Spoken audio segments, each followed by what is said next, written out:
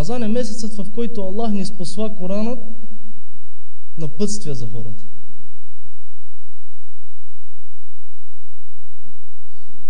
Тук има нещо интересно.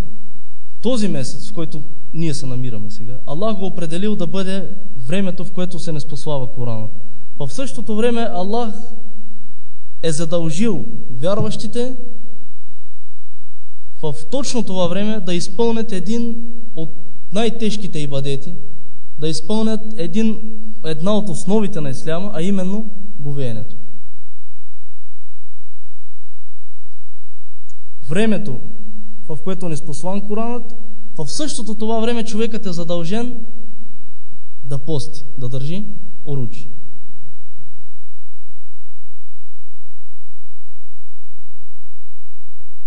Защо ни спославането на Корана? Рамазан е месецът, в който Аллах ни спосла Коран. Защо? Напътствия за хората. Напътствия за хората. Този Коран трябва да изкара хората на правият път. Този Коран трябва да даде напътствието на хората във всяка една сфера от техния живот. Да се променят, търсейки напътствие от този извор, Коранът. Точно в това време Аллах заповядва още един ибадет – оручът. И какво става в крайна сметка? Свещеността на времето, Рамазан, Коранът, който ни спослан в това време, и говеенето, с което сме задължени в този месец. От триъгъла е стимулиран човекът, за да достигне до желаната от Аллах Азза ва Джал промяна. Ето защо ние казваме, че месец Рамазан е месец на промяната. Това са три стимула, които всеки един сам по себе си е достатъчен, за да промени човекът. Но какво да мислим, когато те се събират в едно време? От тук идва хадиса на Расулуллах, този, който Аллах го удостоил да живее месец Рамазан и да излезне от Рамазан без да разбрал, че имал такъв месец и без да му бъде опростено, то това е голямата загуба за човека. Защото тук е ценността на времето. Тук е неспослан Корана, тук е един от най-силните ибадети, както казахме, говеенето. Тези три точки трябва да променят човека, да го изкарат съвсем друг на края на този месец Рамазан. Но тази промяна как идва? Тази промяна как да дойде? Ние когато се замислим каква е същността на говеенето, човек трябва да се лиши от необходимите за неговият живот нужди и страсти. Храна, вода, телесни наслади и така нататък. Това са неща, които задоволяват страстта на човека или нуждата му от храна, вода и така нататък. Човек в този месец Аллах го задължил да изостави тези земни елементи, тези животински елементи и да се опита да се извиси над тях, надничайки в света на меляйкетата, старайки се да вкуси от живота на меляйкетата, които по принцип живеят в тази вселена без тези нужди – храна, вода и насладата, за която знаете. Тук се иска от самия човек да направи крачка нагоре, да се освободи от тези земни нужди и да се извиси в света на меляйката, да усети тази наслада, това духовно израстване за сметка на неговите страсти и ежедневни нужди. Предпочита милостта, духовното, душевното задоволство пред тези нужди. Но дали така се чувстваме ние, когато влиза този месец и когато излизаме от него?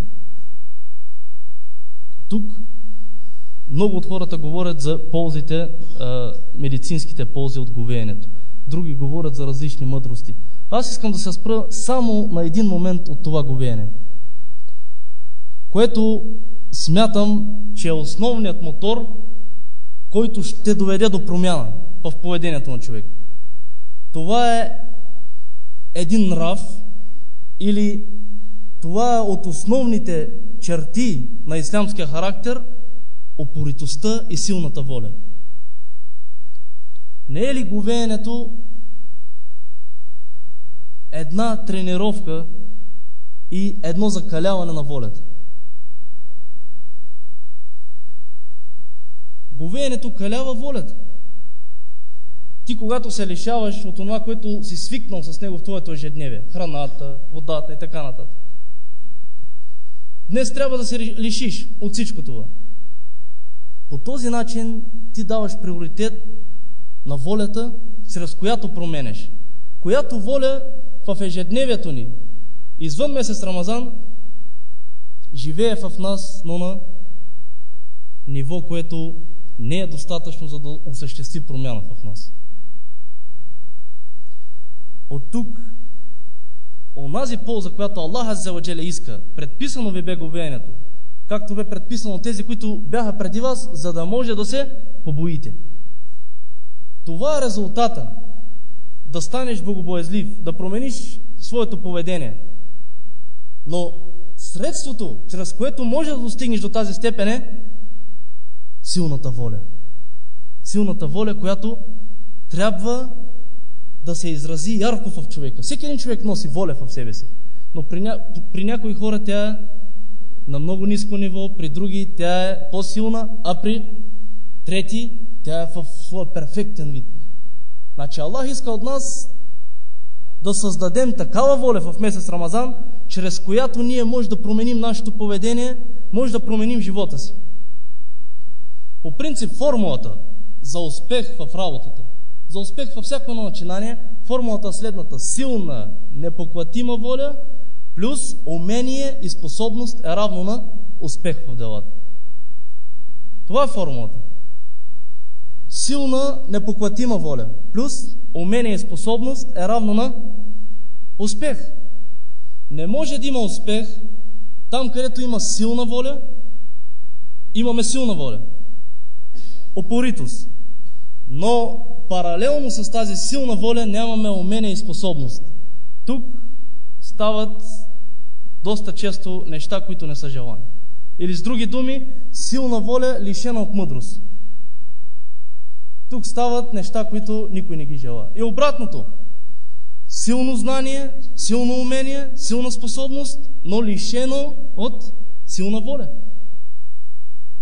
Това също не носи ползи. Тази формула също не реализира резултати. Така бяха учените от рода на Исраил.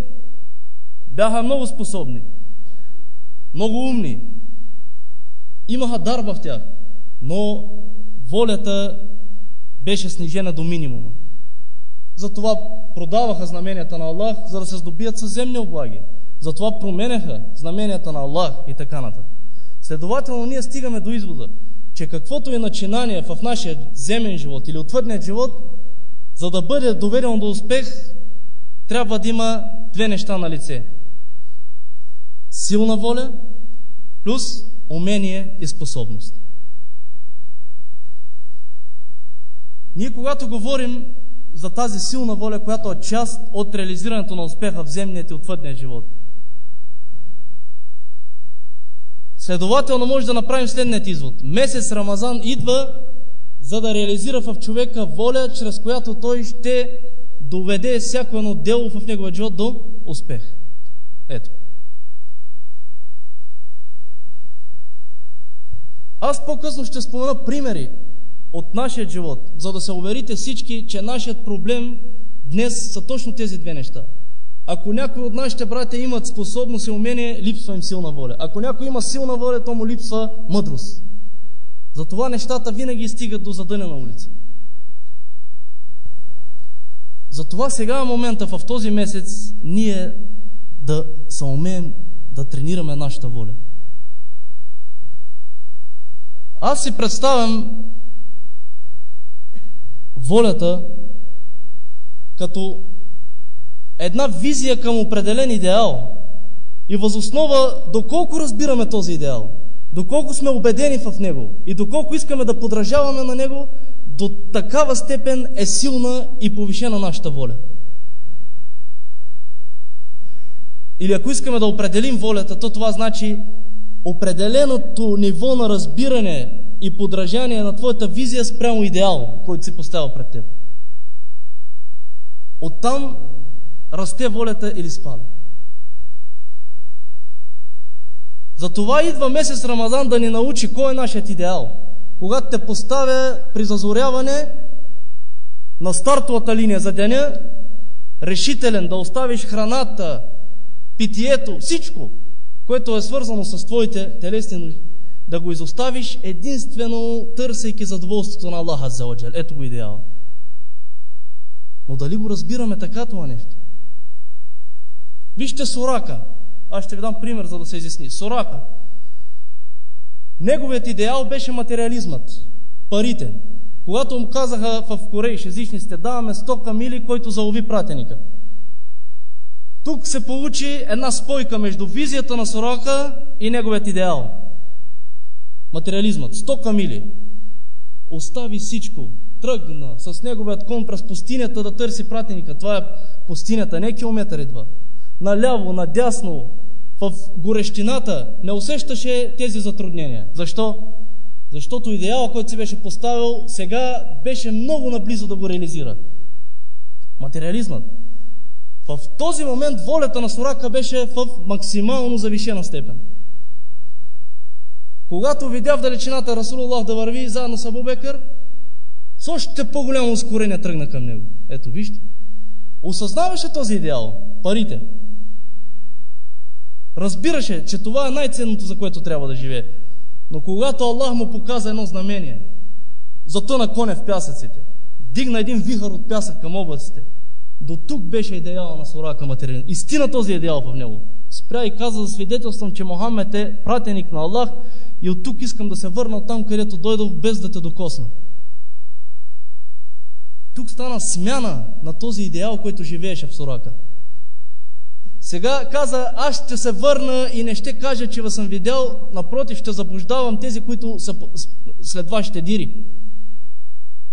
Разбирате ли за какво става въпрос?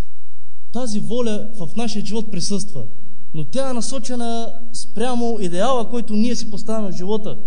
И според това колко силно го разбираме, толкова силна нашата воля. Нямаме ли наши братя, които спят по 3 часа заради търговия, заради пари? Нямаме ли наши братя, които не спят заради момиче? Нямаме ли наши братя и сестри, които заради спокойствието, заради комфорта не работят за исляма? Това е един вид упоритост, която ние даваме. Но в името на кой? В името на кой? Има хора, които работят по 20 часа на ден. За идеал. Кой е този идеал? Всеки знае свой идеал. Ние искаме от месец Рамазан да издигнем идеалът да бъде لَقَدْ كَانَ لَكُمْ فِي رَسُولِ اللَّهِ أُسْوَةٌ حَسَنَةٌ. Вашият идеал е пратеника Мухаммад саллаллаху алейхи ва саллям и Аллах. Но този идеал ние не го разбираме до такава степен, да го осъзнаваме и да искаме да му подражаваме, за да бъде нашата воля в червените зони. Екалайзерите да бъдат в червеното. Откъде идва това различие? В волята на наш брат е 100% насочена към реализиране на материална облага, защото е осъзнал този идеал. Иска да му подражава и иска да го реализира. А когато става въпрос за молитва, за говеене, وَإِنَّهَا لَكَبِيرَةٌ إِلَّا عَلَى الْخَاشِعِينَ. Чувстват го това за бреме. Уручът е бреме, молитвата е бреме. Всичко го правим с тежест. Тази тежест показва, че тази воля е снижена до минимум. Тази воля едва не е мъртва. Тази воля няма в нас. Следователно, идва месец Рамазан, за да издигнем нашия истински идеал и да го разберем и да го осъзнаем, за да може той да засили волята ни, чрез която ние ще реализираме ползите тук и в отвъдното. В противен случай ние оставаме хора, които или ще бъдем постоянно насочвани от друга сила, или хора, които няма да доведат своят живот до успех никога. Или ще работим за някой, или ще останем жертва на нашите страсти. Ако ние оприличим човекът като едно общество, ще видите, че мисълта, мозъкът човека отговаря на законодателната власт в обществото. А именно волята в този човек отговаря на изпълнителната власт. И колко често ние с нашата мисъл виждаме красиви неща, одобряваме много постъпки, виждаме неща, които ни харесват, слушаме, но изпълнителната ни власт е много слаба, за да наложи онова, което го одобряваме, да стане истина в нашия живот. Или искам да кажа, че волята е слаба. Затова ние виждаме Расулуллах саллаллаху алейхи ва саллям как винаги учеше своите последователи да бъдат решителни, с силна воля, да ги спаси от колебанието, от съмнението, от слабостта. Спомняте се в битката Хайбар, когато пратеника саллаллаху алейхи ва саллям каза: днес ще дам знамето на човек, който обича Аллах и неговият пратеник, и иншаллах Аллах ще даде победата именно на него. Казва Абу Хурейра, Омар ибн Хатаб започна да се надига на пръстите да го види пратеника, защото мислеше, че той е този човек. Когато каза Омар: заклевам се, че в моя живот не съм обичал повече водачеството, както днес. Тогава пратеника саллаллаху алейхи ва саллям каза: нека да излезне вашият брат Али и да вземе флагът. Даде му знамето, вижте какво му каза: влизай в крепостта без да се обръщаш назад. Какво говорят тези думи? Влизай в крепостта без да се обръщаш назад. Когато Али взе флага и тръгна, имаше доста въпроси, но тези думи звучаха в неговата съвест. Вземи флага и не се обръщай назад, защото обръщането значи слабост, обръщането значи колебливост, обръщането значи несигурност. Затова тръгна и не се обърна. Каза Расулуллах: когато влезна вътре, какво да правя? И вървеше напред към крепостта. Расулуллах му каза: когато влезнеш, призови ги към Аллах и неговият пратеник. Тази воля, която пронизва, която превзема, която променя, тя е нужна на нас днес. Расулуллах не казва ли: който изпълни молитвата в колектив 27 пъти, ще има по-голяма награда? Това не ли е един вид стимулиране на упоритостта? Този, който възпита 2 деца, този, който не знам какво, този, който... Всичките тези хадиси, това са стимулиращи упоритостта, волята в човека, която, пак казвам, е доста често в абсолютно снижена форма при нас. От тук ние трябва добре да разберем, че месец Рамазан иска да създаде в нас една непоклатима воля, която да бъде моторът, който ще промени нашето поведение, нашето отношение. Субханалlah, ние понякога изядената вафла, когато вземем хартийката от нея, нямаме упоритостта да хвърлим до най-близкият кош. Това са истини. Хартийката, която държиме, нямаме тази упоритост, решителност. Към ще търсим в най-близкият кош, ще я сложим. Всеки е така пуска тайно за него. И така свършва тази упоритост. През това човечество са минали милиони хора. Но Аллах Азза ва Джал е отличил 5 човека, които са най-достойните и на най-висша степен в историята на това човечество. От създаването на живота до съдния ден. 5 човека. Това са Нух, Ибрахим, Муса, Иса и Мухаммад саллаллаху алейхи ва саллям. Тези 5 човека, те са тавана. Те са най-висшата степен, до която може да стигне човек. И Аллах ги е назовал тях в Корана дарените с упоритост и с силна воля. Дарените с упоритост, твърда воля. Това значи азъм. Ние в Корана срещаме 3 думи, които определят волята. Ирада, ал-акъл, вал-азъм. Това са 3 форми. Последната, която Аллах нарича тези 5-имата, казва улул азм. Това са хората дарени с абсолютно непоклатима воля. Най-ценната група в човечеството Аллах е определил с това качество, че те са били носители на силна воля. Но ако погледнем техния живот, Нух алейхиссалям казва в сура Нух: о Аллах, призовавах ги моят народ и денем, и нощем, и тайно, и явно, 950 години. Това е воля. И денем, и нощем, и явно, и тайно, по всяко време, с всички средства, 950 години.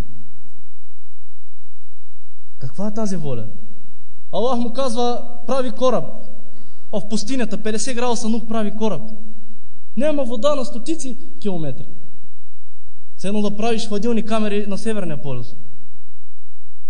Или чудо и букови дърва да продаваш в Судан. Но знае, че Аллах му е казал: прави. Тази упоритост. Ибрахим алейхиссалям от малък обикаля под звездите, търси неговият създател. Тази звезда, тази луна, слънцето, не, моят създател е Аллах.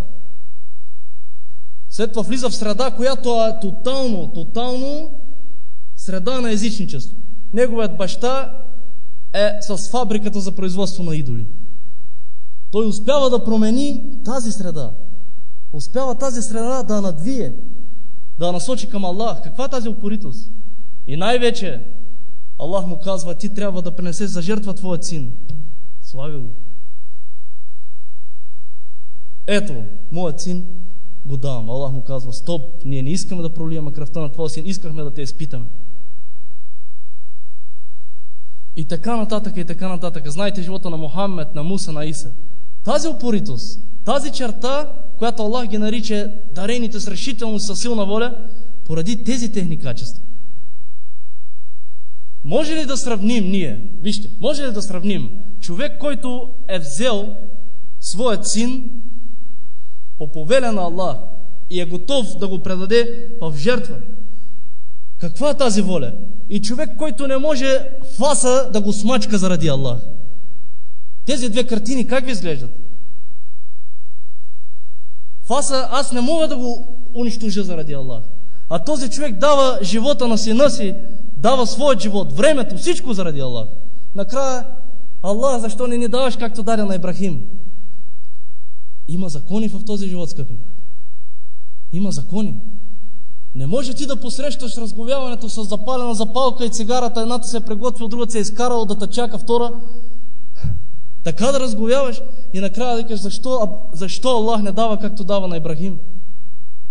Значи, нашата воля в сравнение с тяхната няма база за сравнение. Следователно и нашият живот, и благата на Аллах спрямо нас и тях не трябва да има база за сравнение. А виждате, че не е така в благата. Аллах дава и на нас, и на тях. Следователно ние трябва да се замислим в тези моменти.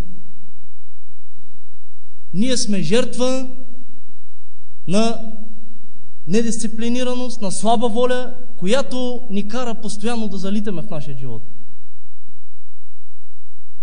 Очудвам се на човек, който не може да смачка с фаса и цигарата в името на Аллах. След като вреди на неговото здраве, отнема му средствата, Аллах не го обича това нещо.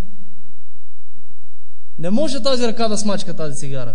Ще стане трагедия в неговия живот. Ще заболее. Ще се разруши щастието му. Упоритостта, която идва този месец да ни научи, трябва да може да прави всичко това, за което ние говорим. И на първо място, вижте, говеенето.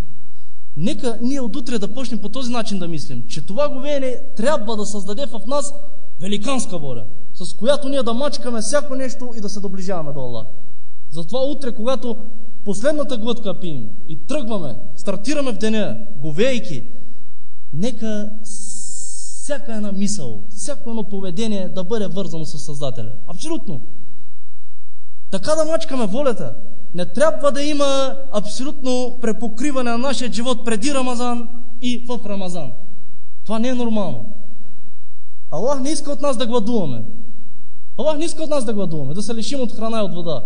Аллах иска да създадем воля, с която да се доближим до света на меляйкетата. Това, което иска от нас.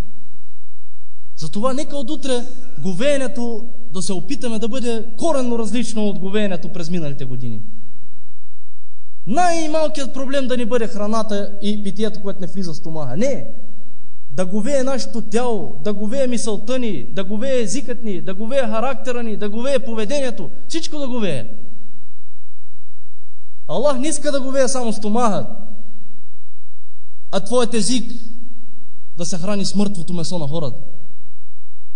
Аллах не иска да говее твоят стомах, а твоят нрав да няма нищо общо с това говеене. Напротив, трябва всеки един миг със страшна упоритост ние да го преценеме. В тези мигове на говеене. Езика абсолютно фиксиран, споменавайки Аллах. Дори на най-големият враг, който е на теб, не трябва този език да се насочва към него, освен с добри думи. Лъжа, клевета, всичко това трябва да изчезне в Рамазан до неговият минимум, да изчезне от нашия живот. Дори мисълта трябва да говее. Мисълта. Тази мисъл единствено за Аллах да мисли, когато говее стомахът. Не да почва от 11 часа на обяд да мисли какво ще готвиш, какво ще разговееш, какво ще се храниш. Каквото Аллах е определил. Просто нека да си дадем един вид на истински рави. Човек да свие и тялото си през Рамазан. Човек да свие просто себе си. Да придобие един вид на смирен човек в този месец, въздържайки се от всичко. Абсолютно от всичко. Единствено от ибадет да не се въздържи. По този начин ние може да усетим Рамазан. Това ще е много тежко. Тежко ще бъде. Ние можем да го веем, като спрем храната. Всичко друго не работи. Това Аллах не го иска. Нека да излезем изтощени телесно, но да излезем силни духовно от този месец. Защото, както казва имам Газали, рахматуллах али, казва, най-висшата форма на говеене е при тези раби на Аллах, които в момента, когато си помислят какво ще разговеят, с каква храна, считат това за провален ден в уруча. Това е най-висшата степен трябва. Един от тях, ако мисълта му избяга към храната, която ще готви, или трябва да се ангажира с нея да я приготви, казва, това те го считаха като нарушение в техният уруч. По този начин, ако ние следим нашето говеене, по този начин, ако ние се стремим да го реализираме, да наблегнем този Рамазан, мисълта да ни говее, характера и поведението ни, тогава ползата ще бъде голяма. Расулах не казва ли, ако дойде човек при теб, когато ти говееш, и те обижда и те ругае, кажи му с най-голямата доброта, аз говея, аз държа уруч, аз пост. Може би на много от нас ще бъде трудно това, но трябва да го направим. Трябва тук е момента да надвием тази страст, която винаги тя ни командва. Тук е момента да изпъкне нашата воля в името на Аллаха азза ва джал. Знаем, че има личности между нас, които не дават никой да му каже онова, което не иска да чуе. Нека този, който знае своите слабости, в този месец да наблегне точно тях да лекува със смиреност. Да излезне от този месец като човек надвил слабостта, страстта в името на Аллаха азза ва джал. Това говеене ни трябва. Затова, субханаллах, мисълта трябва да бъде в деня, когато ние постим, абсолютно превързана към Създателя. Абсолютно. Само за Него да мислим, да се споменава, да се възхвалява, да се стремим да вършим добрини, колкото можем повече в този ден. Умишлено. Нека в първи момент да изглежда това престарание, нека да изглеждаме изкуствени. Но иншаллах, Аллах ще ни приеме, ще отвори Неговите врати, ще влезнем. Трябва по този начин да изкараме този месец, колкото и да ни е трудно. След това, ние само след няколко минути ще влезнем в молитвата Таравих. Другият метод, чрез който ние трябва да излезнем с силна воля от този месец, метода, който ние трябва да го приложим и след Рамазан, това е, скъпи братя, молитвата. Тази молитва, влизаме в нея, излизаме и като че ли нищо ново в нашия живот. В тази молитва, която ще стъпим след броени минути, трябва да разберем къде отиваме, трябва да разберем, че влизаме при Създателя. Хатим казва, когато застана в молитва, представям си, че кебето е пред мен, смъртта е зад мен, надясно от мен е дженнета, наляво огъня. Аллах ме гледа. Аллах ме гледа. Считам, че това е прощалната молитва. Представете се, аз влизам в тази молитва не за друго, за да се сбогувам с всичко земно и да се насоча към Allah. Прощалната молитва. Когато ти застанеш до мъртъв човек, твой близък, и го погледнеш, сбогувайки се с него. Така е молитвата. Трябва да влизаме в нея, сбогувайки се с всичко, тръгвайки към Аллах Азза ва Джал. По този начин Хатим отслужва молитвата и казва, когато дам селям, моля Аллах да им прости и не знам дали тази молитва ме е приета. По този начин трябва да реализираме молитвата в този месец, за да остане това в нас и след месец Рамазан. Ние заставаме пред Създателя. Не е нормално човек да влезе в молитвата и да прави разбор на вещите в джемията. Не е нормално човек да застане в молитвата и всяко едно движение да го фиксира. Ти заставаш пред Аллах Азза ва Джал. Ти в този момент в молитвата си гост на Аллах. Гост на Аллах Азза ва Джал. Трябва да влезеш в молитвата треперейки, страхувайки се от Създателя, чувствайки наславата, че Аллах те е приел. Не може да искаш ти среща от министър-председателя на България с години наред и да ти отреди среща 5 минути. Да влезнеш при него, дълго очакваната среща, да влезеш при него и да кажеш, заед съм сега този вестник да видя, да ти видя книгите каквито са, машалlah, какъв хубав офис. Каза, свършиха 5 минути. Ние така влизаме при Аллах. Влизаме при Аллах и в следващия момент най-малко, който съществува в нашето съзнание, в нашата мисъл, е Аллах Азза ва Джал. Казва имам Ахмед ибн Хамбел, близко е времето, когато хората ще мислят, че отслужват молитвата, а всъщност те нищо няма да правят. И вижте какво казва, страхувам се, че нашето време, в което живеем, е точно това. Имам Ахмед ибн Хамбел кога е живел?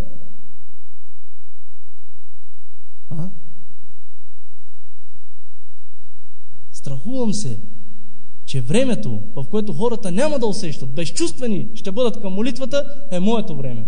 Ако живея имам Ахмед в нашето време. Не знам каква дефиниция ще даде на тази молитва. Затова имам Газали казва, очудвам се от сежде, което надбавя на собственикът му грях и гняв от Аллах. Сежде, което правиш на Аллах, е причина да заслужиш гнява и греха. Питат го, как така? Казва, това чело пада пред Аллах, но сърцето и мисълта бушуват за земния живот. Това чело пада пред Аллах, но вътре в душата на този човек единствено земният живот живее. Аллах не съществува. Ето, виждате ли как това сежде, вместо да носи полза за човека, то носи грях на него. Скъпи братя, това е изключително важен момент. Сега е момента. Сега е момента да съберем сили, да съберем всичко, което имаме в нас, за да усетим тази наслада от молитвата, да усетим Създателя. Както казва имам Ибн Кайим, казва, очудвам се на тези хора. Колко жалки са тези хора, които излизат от земния живот и не са вкусили най-голямата наслада в живота. Питат го, коя е тази наслада? Казва, да усетиш обичта към Аллах Азза ва Джал и насладата от молитвата, когато застанеш към него. За какво говорят тези хора? Какви измерения са имали? Колко пъти ние сме почувствали насладата от молитвата? Колко пъти ние сме искали никога да не даваме селям в тази молитва? Колко пъти се случило това в нашия живот? Казва Рабия ибн Каб ал-Аслами, който работеше при Расулуллах, казва, оставях го след нощната молитва и оставах на вратата да слушам как отслужва своята молитва, пратеника. Казваше, Субхана Рабби аля, Субхана Рабби аля, Субхана Рабби аля. Заспивах, на утрото усъмвах, когато се събудях, същите думи ги повтаряше пратеник. Тази наслада ние чувствали ли сме някой? Защо Абу Ханифе цяла нощ клане седи на ед И часът е обещаното за тях. И часът е обещаното за тях. Плачейки, повтаряйки този аят до утрото. Аллахи, кога ние сме почувствали тази наслада? Кога ние сме останали да жадуваме за тази молитва? Кога тези думи, които пратеника казва, молитвата бе моето спокойствие и наслада? Трябва да положим усилия от нас. Трябва човек още когато тръгне към аптез да усеща тази вода как минава и чисти греховете му. Когато я слага в своята уста, как чисти думите, които е изрекал срещу честта на хората, думите, които е изрекал като лъжа. Когато мие лицето, че измива греховете, краката и така нататък, да чувстваме вътрешната чистота от този аптез. И когато дойдем тук зад имама и кажем Аллах е най-велик, да знаем какво казваме. Аллах е най-велик. От какво? От всичко. Аллах е най-велик. Не може след тези думи да бъдеш лъжец. Не може след тези думи да останеш лъжец и изменник пред Аллах. Аллах е най-велик. Бисмилlah ар-Рахман ар-Рахим, колата, маслото, утре какво ще правя, жената къде, децата къде. Аллах е най-велик. Защо лъжеш? Трябва след тези думи действително в твоето сърце, в твоята душа да не остане място за никой друг, освен за Аллаха азза ва джал. По този начин трябва ние да отслужваме молитвата. Слава на Аллах, Господаря на световете. Тези думи трябва да разтърсват душата на човек. Господаря на световете. Господаря на всички светове. Растителен, животински, света на мелеки, света на хората. Той е Господаря, Той управлява, Той ги ръководи. Ние кои сме? Ние кои сме тези думи да минават през нас, без да оставят влияние в душите ни? Аллах е Господаря на световете. Аз кой съм? Господаря на световете трябва да разтърсва човек. Господаря на съдния ден, пред който ще застанеш, и ако Той пожелае, пред всички хора ще изкара онова, което е било в твоята душа. Ще изкара пред всички хора твоите нечестиви постъпки. Всемилостивие, милосърдие и така нататък. Тези думи трябва да влияят в нас, когато заставаме пред Аллах азза ва джал. Аллахи, хората, които бяха с пратеника, знаеха какво значи тази молитва. Даваха нейното място, живееха за нея. Не можеха да пропуснат молитва, която не са се съсредоточили и не са почувствали тръпка в душите си. Аз ви казах друга лекция. Абу Талха, когато кланя в неговата градина, кланяйки птица, излита от короната на едно дърво и отклонява погледа му. Плачейки завършва тази молитва, отива при пратеника, казва: дарявам цялата градина с всичко, което е в нея, като наказание за мен, за този поглед, който отправих към птицата и измених на Аллах азза ва джал. По този начин трябва да се постараем да прекарваме нашите молитви. Особено в тази молитва таравих. Просто човек да плаче. Човек да плаче и да не може да разбере какво искат хората. Защо идват в джамията? Ако ти ще сливаш руку, съжде, киям, в едно действие, то няма смисъл от тази молитва. В повечето места човек, докато направи спокойно: о, Аллах, ти си най-велик, имама се изправил отгоре вече. Имама се изправил. Друг подтиква по-бързо, трети в очи, друг кашля. Ние пред Аллах ли заставаме? Пред кой заставаме? Субханаллах, ние не осъзнаваме кой е Аллах азза ва джал, скъпи брат. Ние не можем да осъзнаем кой е Създателя. Това е нашият проблем. И иншаллах Аллах да ни вразуми поне в този месец да усетим болката, да усетим страданието към тази обич към Създателя. Кутиле линсану ма акфара. Какъв е човекът? Не може да оцени Създателя.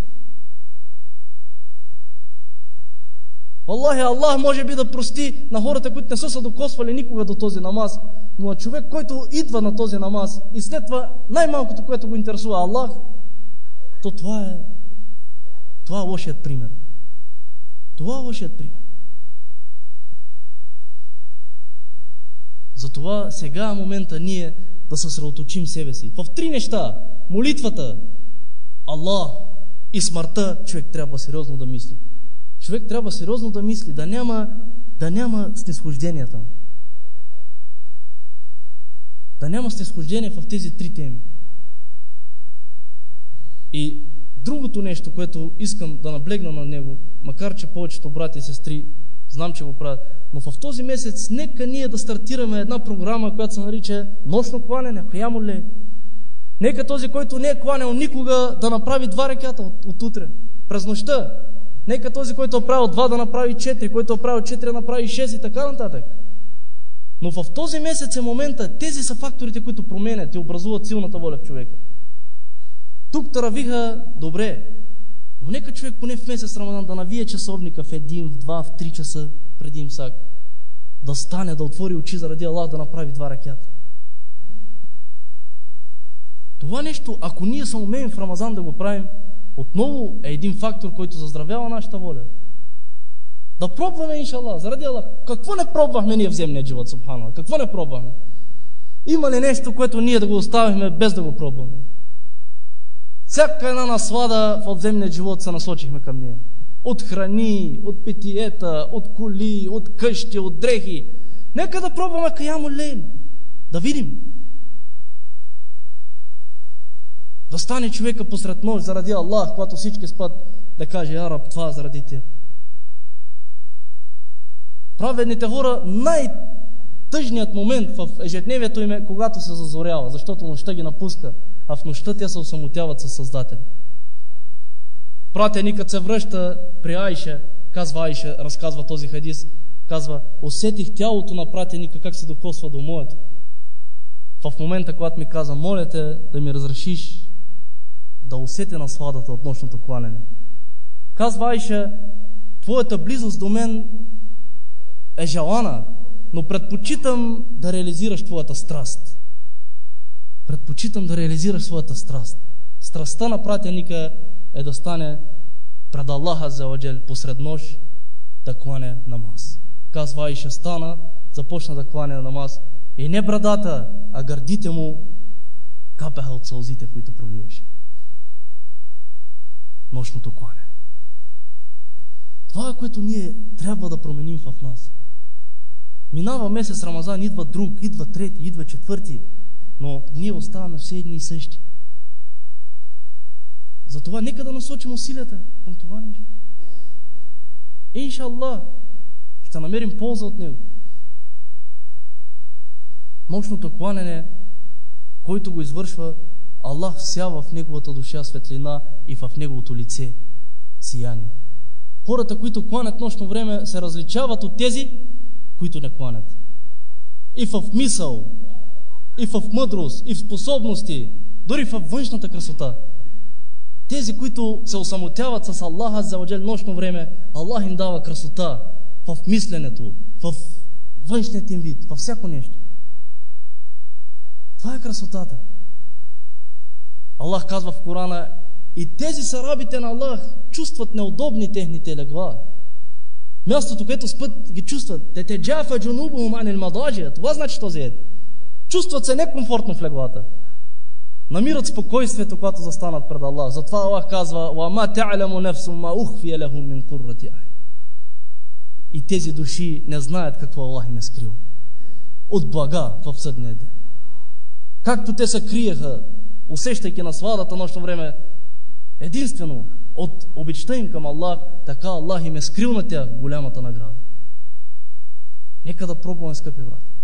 Нощното кланяне дава сила, дава енергия, дава обич, дава чувство, което не може да се определи. Чувство, което единствено този, който пробва, ще го усети. Затова пробвайте нощното кланяне, ще усетите тази наслада.